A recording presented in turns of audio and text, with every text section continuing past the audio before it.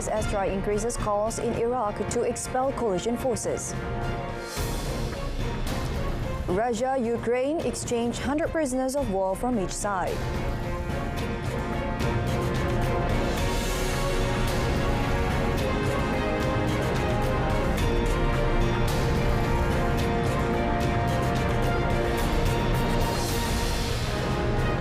Hello, good afternoon and Salam Malaysia Madani. Thanks for joining us.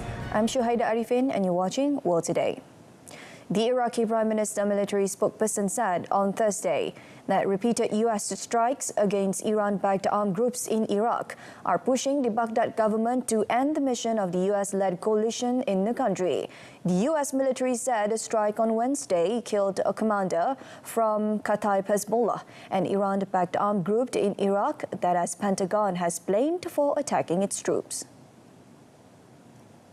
Spokesperson Yahya Rasul said in a statement, the US-led coalition has become a factor for instability and threatens to entangle Iraq in the cycle of conflict.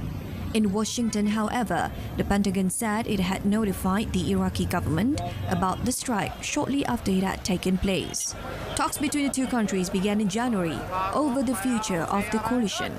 But less than 24 hours later, 3 U.S. soldiers were killed in an attack in Jordan that the United States said was carried out by Iran-backed groups in Syria and Iraq, and the talks have since paused. Iraq and the United States will resume negotiations on the future of the US-led international military coalition in the country on 11 February. Any discussions over the future of the coalition are expected to take months, if not longer, with the outcome unclear. The United States on Thursday warned Israel that a staging military push into the southern Gaza city of Rafah without proper planning would run the risk of becoming a disaster. Israeli Prime Minister Benjamin Netanyahu has said he ordered troops to prepare to operate in Rafah after rejecting what he labelled Hamas' bizarre demands in truce talks, and airstrikes have been stepped up. State Department Deputy Spokesman Vedant Patel said Washington had yet to see any evidence of serious planning for such an operation.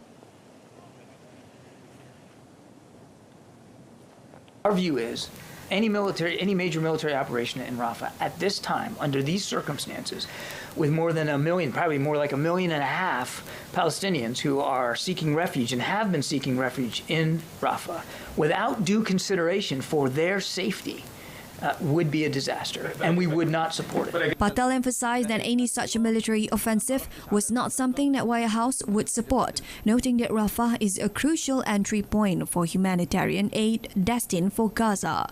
U.S. Secretary of State Antony Blinken wrapped up a regional tour on Thursday without securing a pause in fighting.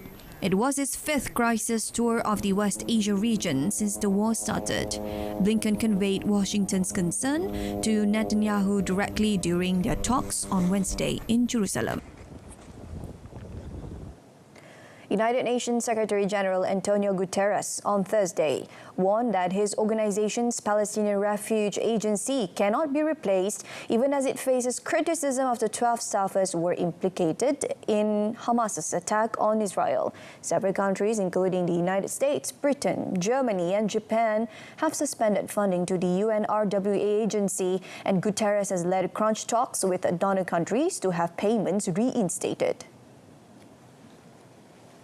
The dispute intensified at the end of last month after Israel accused UNRWA of allowing Hamas to use agency infrastructure in the Gaza Strip for military activity. UNRWA said it has acted promptly over allegations by Israel that 12 of its staff were involved in the Hamas attacks, adding that cuts in the funding would affect ordinary Palestinians. What we are doing is to do the right thing in order to give the guarantees that these countries would like to have, that we are doing everything possible to make sure that UNRWA is an organization that not only is effective, necessary, but it is also able to defend itself against infiltrations that can put into question its neutrality. And we are doing everything in that direction. And in my context, I'm hopeful that countries will recognize that effort and that progressively this problem will be solved. The UN agency has long been under scrutiny by Israel, which accuses it of systematically going against the country's interests, with Israel vowing to stop the agency's work in Gaza after the war. Guterres pointed out the cost-effectiveness of UNRWA as he defended why it was the best-placed organization to continue to deliver aid to Gaza. Ukraine and Russia on Thursday said they swapped 100 prisoners of war each in the latest exchange between the warring sides since Moscow accused Kiev of downing a plane carrying captured Ukrainian soldiers. Moscow and Kiev have both vowed to keep exchanging prisoners as Russia's invasion in Ukraine drags on for almost 2 years. On his social media, Ukrainian President Volodymyr Zelensky also posted photographs of the prisoners of war wrapped in Ukrainian flags. Zelensky said most of the men had defended the port city of Mariupol, which Russia captured after a brutal battle in 2022. The swap, which was earlier announced by Russia, comes amid a major military reshuffle in Kiev. Russia's defense ministry said in a statement that on 8th February, as a result of negotiations, 100 Russian servicemen will return from territory controlled by Ukraine. It said men will be brought to Moscow for rehabilitation in military medical centers. Last month, Russia accused Ukraine of shooting down a military plane carrying 65 of its own soldiers, with Moscow saying they were set to be freed in a prisoner swap, but providing little evidence they were on board. Russian President Vladimir Putin says Russia will fight for its interest, but has no interest in expanding its war in Ukraine to other countries such as Poland and Latvia. Putin made the comment in a more than 2-hour interview with Tucker Carlson, his first with an American journalist since before Russia's invasion of Ukraine nearly 2 years ago. When asked if Moscow would consider invading other countries in the region, NATO members, Poland and Latvia, or generally across the European continent, Putin said that was out of the question. The president said a war with Poland would happen only if they attack Russia first. He also defended his decision to invade Ukraine in February 2022, and he said the West now realizes that Russia will not be defeated despite US, European and NATO help to Ukraine. The Russian president also aimed a message at the US Congress, where Trump-dominated Republicans are increasingly reluctant to keep backing Ukraine with weapons and other military aid. Carlson said the interview was conducted in Moscow on Tuesday and posted on tuckercarlson.com on Thursday. A hostage situation on a train in the west of Switzerland on Thursday night ended with the suspect killed in a police raid and the hostages safely freed. Vaud Canton Police spokesman Jean-Christophe Sauterre said at a press briefing the hostage taker was armed with an axe and a knife and was speaking Farsi and English. The police have yet to establish the motive of the perpetrator, adding that an investigation is underway. The hostage taker's identity was still not officially confirmed and checks were being carried out. The man was shot dead by a police officer after allegedly rushing at him with the axe. A total of 15 hostages were taken, 14 passengers and the conductor, with the ordeal dragging on for nearly 4 hours and from around 6:35 p.m. to 10:30 p.m. local time.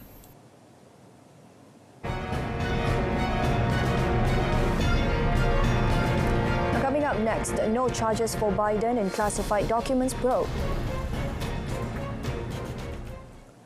Brazilian police launched dozens of raids on Thursday, targeting ex-President Jair Bolsonaro, who was offered to surrender his passport and his inner circle over allegations of orchestrating an invasion of the seat of power in January last year. Federal police said they were carrying out 33 search and seizure operations and executing 4 arrest warrants in an investigation of a criminal organization involved in an attempted coup. The raids were authorized by Supreme Court Justice Alexander de Moraes, who also ordered that multiple suspects be suspended from public duties and surrender their passports within 24 hours. That included Bolsonaro, whose lawyer and advisor, Fabio Wangarten, confirmed in a statement on X social media, Twitter, that the far-right ex-army captain would comply with the order. Bolsonaro called himself the victim of relentless persecution. The former president, who was in the United States at some time of the riots, has repeatedly denied responsibility. 4 army generals were also targeted in the raids, including Bolsonaro's former defense minister and vice presidential candidate Walter Braga Neto and one of the ex-president's closest advisors, Augusto Heleno. The head of Bolsonaro's Liberal Party, PL, Vladimir Costa Neto, was also a target. 3 people have been arrested so far in the operation, according to Brazilian media reports. 2 army officers and a former international affairs advisor to Bolsonaro, Philip Martins. A special counsel concluded on Thursday that U.S. President Joe Biden should not face criminal charges for retaining classified documents, but painted a damaging portrait of Biden as well as meaning elderly man with a poor memory. The report removed a legal cloud hanging over Biden as he seeks re-election in a contest expected to be against Donald Trump, who's facing a criminal trial for removing large amount of secret documents after he lost the White House, then refusing to cooperate with investigators. Earlier in a shock for a Biden campaign, Special Counsel Robert Hur said his probe had found a president with such reduced mental capacities that he could not remember the dates even of his vice presidency under Barack Obama and the death of his son Beau to cancer in 2015. The White House said on Thursday it was pleased by the decision not to file charges against Biden, 81.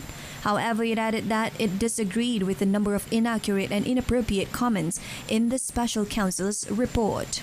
The 388-page report said Biden had willfully retained and disclosed classified materials in the period after he left the vice presidency, well before he defeated Trump in 2020 to become president. El Salvador on Thursday kicked off a mass trial to prosecute nearly 500 alleged leaders of the Mara Salvatrucha gang for more than 37,000 crimes committed over a decade. The Central American nation's prosecutor's office said among the accused are 24 MS-13 Top Guns, some of whom have extradition requests out from the United States. The prosecutor's office said the accused are charged with crimes such as aggravated homicide, kidnapping and arms trafficking.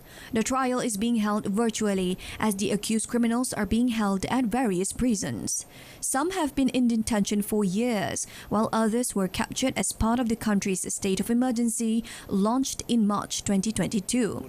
Salvadoran President Nayib Bukele has made the crackdown on crime a cornerstone of his administration and was re-elected on Sunday in a landslide as his policies remain popular with voters, despite rights groups' concerns of violations committed during the arrest of some 76,000 Salvadorans, often without due process.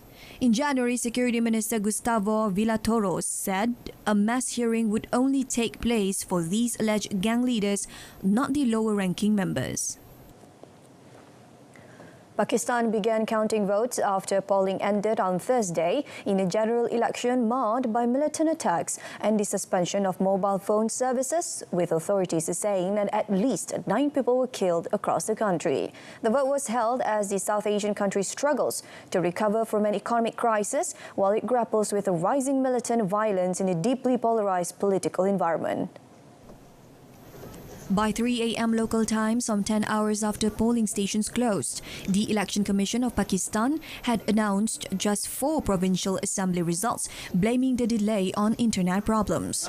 Pollsters predicted a low turnout from the country's 128 million eligible voters following a lackluster campaign overshadowed by a jailing of former Prime Minister Imran Khan and the hobbling of his Pakistan Tehreek-e-Insaf PTI party by the military-led establishment. The Pakistan Muslim League Nawaz PMLN had been expected to win the most seats in Thursday's vote, with analysts saying its 74-year-old founder, Nawaz Sharif, had the blessing of the generals. But despite no official results for the National Assembly being released, PTI claimed they were heading for a victory based on early returns. The National Assembly has 265 seats, and polling in 1 seat was postponed due to a death of a candidate. A part needs 133 seats for a simple majority, but many analysts believe the vote may not produce a clear winner. A protest by supporters of Colombian President Gustavo Petro in Bogota ended in unrest on Thursday. Protesters were posted in front of the prosecutor's office and the Palace of Justice as Supreme Court justices voted on the election of a new prosecutor. The voting had caused great expectation in the country because of pro-government supporters who have tried to pressure the court to choose a successor for current Attorney General Francisco Barbosa, whom Petro accuses of investigating an alleged coup d'etat to remove him from power. After 2 rounds of voting, none of the 3 candidates for the new prosecutor achieved the minimum 16 votes required to be the next Attorney General. The Supreme Court demanded that the national government provide the necessary guarantees so that the exercise of the powers of this body and other Colombian judges can be carried out without pressure, harassment or threats. These demonstrations take place amid strong institutional tension between the government, the Supreme Court and the Attorney General's office.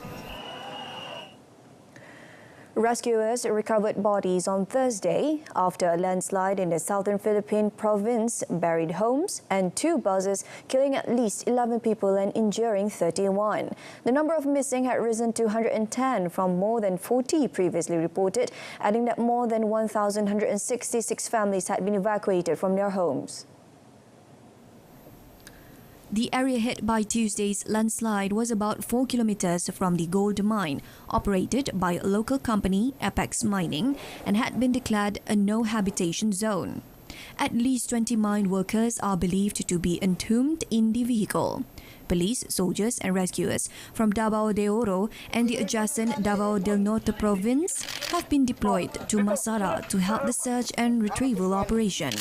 While rescuers were using heavy earth-moving equipment in places, they had to rely on their bare hands and shovels in areas where they believed there were bodies.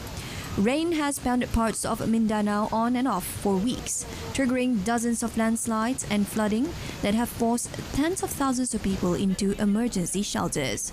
The state weather forecasters also warn that flash floods and landslides caused by moderate to heavy rain could strike the province in the coming days.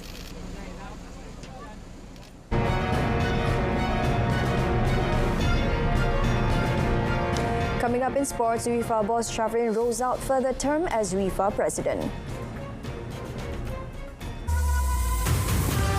Merentasi pantai timur laut semenanjung Arab yang membakar semangat perjuangan dalam memburu tahta berprestij di Asia. Detik-detik yang dinantikan kini diraihkan. 24 pasukan, 6 kumpulan,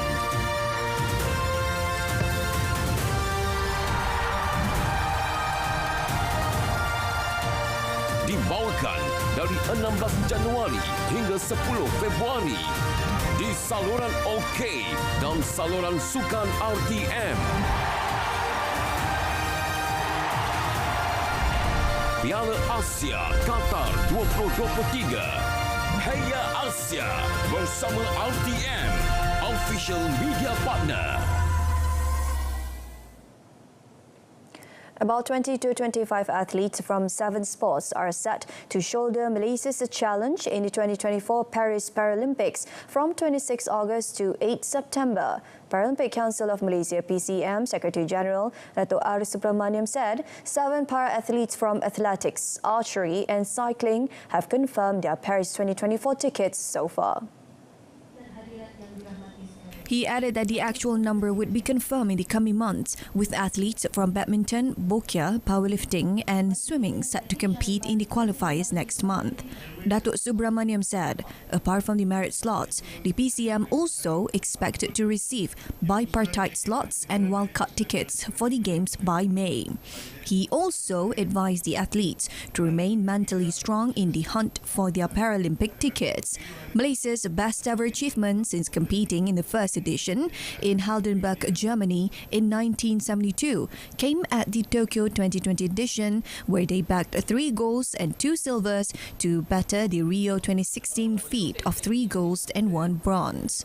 In the Tokyo edition, Dato' Abdul Latif Ramli retained his gold in the men's T20 long jump, while other 2 gold came courtesy of shuttler Chia Lek Ho and powerlifter Boni Bunya Agustin. The silver medals were contributed by powerlifter Jong Yi Ki and Bokya player Chiu Wei Lun.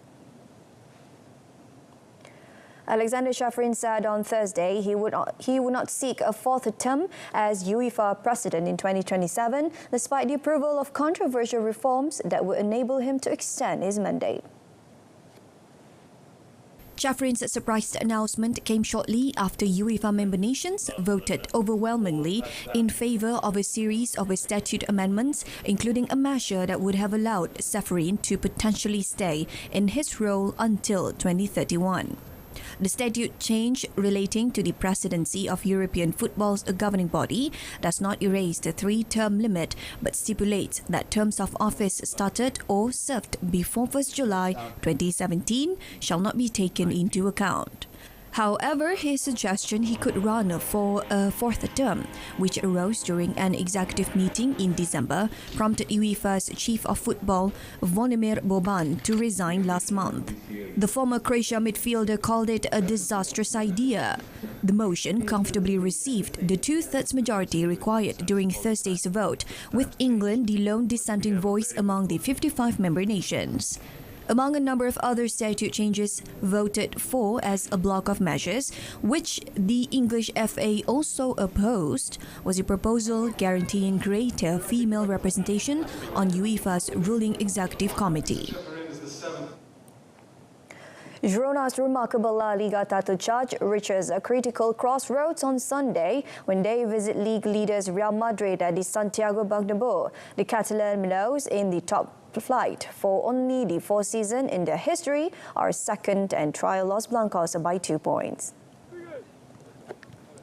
After Girona's goalless draw with Real Sociedad last weekend, Madrid had the chance to put distance between themselves and Michel Sanchez's side, but they also dropped points drawing with Atletico Madrid.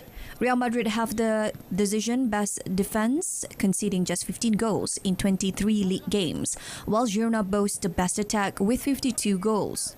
Not only are Michel's side running Madrid closer than usual title challengers Barcelona and Atletico Madrid, but they are playing the most dazzling football in Spain.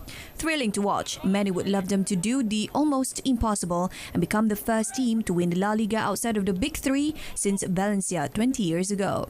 Now to do that, earning at least a draw in Madrid seems imperative, but they will be without several key figures. Michel is suspended after being sent off for complaints during the Real Sociedad draw, along with box-to-box midfielder Yangel Herrera and defender Daley Blind, both booked near the end of the same match. Paris Saint-Germain president Nasser Al-Khelaifi has confirmed that the club will now seek to leave the Parc des Princes after the Paris City Council reaffirmed that the stadium was not for sale. PSG, owned by Qatari investment vehicle Qatar Sports Investments, have long sought to purchase the stadium outright before expanding the stadium in order to improve match-day revenues. This has led to a standoff with the city council who own the stadium. The mayor of Paris, Anne Hidalgo, stated again on Tuesday that while they would support any transformation to the ground, there would be no sale of the Parc des Princes. This was then reaffirmed in a vote by the city council on the same day. Last month, the club also withdrew their application to purchase the Stade de France in Saint-Denis, north of Paris. The club has previously outlined that their first choice option was to remain at the Parc des Princes with a view to expanding the stadium's capacity from around 48,000 to 60,000. However, outright ownership of the stadium has been a red line. PSG say they will now explore alternative sites for a new home and will seize further developments at the Parc des Princes. Now moving on in tennis, top seed Hubert Hurkacz got his title defense off to a winning start at the Open 13 province on Thursday when he sailed past Alexander Shevchenko 6-1, 6-4. The Pole, who's the defending champion at the ATP 250 event, thundered 13 aces and won 81% of his first serve points to reach the quarterfinals after 67 minutes. The number 8 player in the Pepperstone ATP rankings will next play Thomas Mahak. In another match, Grigor Dimitrov moved back to on track in style on Thursday at the Open 13 Province. The Bulgarian's red-hot start to the 2024 season hit a blip with his third-round exit at the Australian Open, but Dimitrov came out firing against Sebastian Korda in Marseille as he rode a first start to a 6-1, 7-6 second-round victory at the ATP 250. Dimitrov, the number 13 in the Pepperstone ATP rankings, converted 2 of the 3 break points he earned in a stunning first set display. He then held off a Korda comeback in the second set, recovering quickly after letting slip a 4-2 lead to clinch a 93-minute win in a tiebreak. Now, in the shock of the second round, 7-seed Felix Auger-Aliassime, a 2-time finalist at the indoor tournament in Marseille, was upset by China's Zhang Zhishan 6-4, 6-4. The Chinese world number 50 won 77% points behind first serve and will take on third seed Karen Khachanov in the quarterfinals. Number 1 seed Alina Rybakina survived Danielle Collin in the second round of the Mubadala Abu Dhabi Open, coming from a set and a breakdown for a 4-6, 6-3, 6-3 win in 2 hours and 17 minutes. Collins, fresh from a first-round defeat of former world number 1 Naomi Osaka, had a second win over a Grand Slam winner in her sights as she delivered a high-octane first set. Having dropped just 5 points behind her first serve against Osaka, Collins maintained its efficiency, conceding only 1 point behind it in the opener. Another hefty backhand return sealed an early break lead for Collins in the second set, but Rybakina responded with an immediate break back. The world number 5 was still not in full flow though, and netted an attempted drop shot to drop serve again and fall behind 3-2. A 4-deuce tussle on the Collins serve followed and would prove to be the turning point. Rybakina converted her 4th break point to level at 3-3, the start of a 4-game run that took her to the end of the second set. With all to play for, Rybakina and Collins exchanged 2 tight service breaks at the start of the decider. But it was Rybakina who made the breakthrough in the 5th game, finding a backhand pass to break for 3-2. Landing deep returns to draw errors from Collins, Rybakina broke again to seal victory.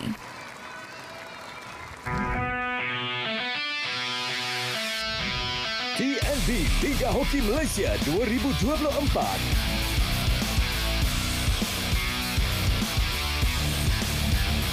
Jumaat 9 Februari, THT bertemu Liaoning Men's HT 6 petang. Dan Tenaga Nasional Berhad bertemu Young Elephants Pahang 8 malam di saluran OK dan saluran sukan RTM. Juga saksikan secara langsung di RTM Klik. Alright, so that concludes today's edition of World Today. In our top story, US airstrike increases calls in Iraq to expel coalition forces. To that, I'm Shuhaida Arifin from River to the Sea. Palestine will be free. Thank you for watching.